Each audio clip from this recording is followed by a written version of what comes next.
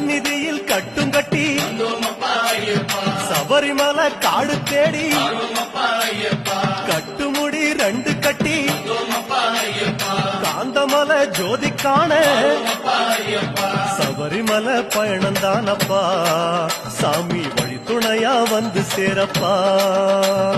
சபரிமலை பயணந்தானப்பா சாமி வழி துணையா வந்து சேரப்பா.